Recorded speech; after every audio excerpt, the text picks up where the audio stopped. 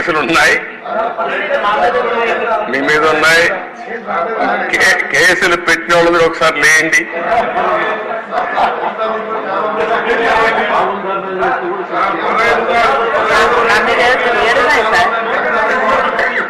చూసారా దేశ 7 కేసులున్నాయి. అంటే రాజకీయ పోరాటం చేసిన వాళ్ళందరిపైన కేసులు పెట్టారు.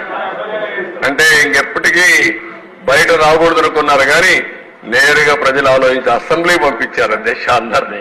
మెజారిటీ మీరు చూశారు. ఆనాటి పాలనలో మనందరూ బాధితులై అసెంబ్లీ నుండి అందరూ. Thank you.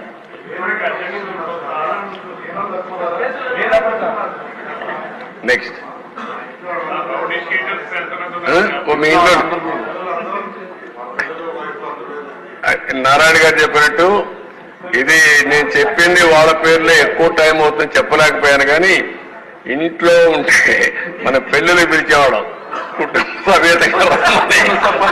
ఇప్పుడు కుటుంబ పరివారం అందరిపైన కేసులు పెట్టారు.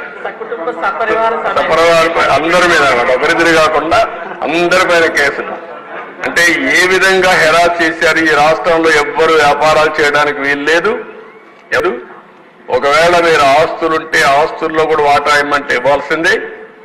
ఇలాంటి భయంకరమైన పరిస్థితులు. నారాయణ గారు అయితే కూతుర్లు పెట్టారు, వాళ్ళ మిస్సెస్ పేరు పెట్టారు, అందరినీ వదిలిపెట్టలేదు. లేని వాళ్ళు చాలా మంది తక్కువ ఉన్నారు. ఇక్కడ 20 కేసులు ఉన్నాయి.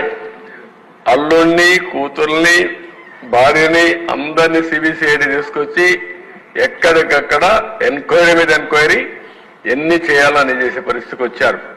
ఇప్పుడే ఒక చంద్రమోహన్ రెడ్డి గారు చెప్తున్నారు, కేసులు లేని వాళ్ళు పుణ్యాత్ములు, వాళ్ళకు బోనస్ అది ఎవరున్నారు పైకి లేవని ఒకసారి చూపించడానికి.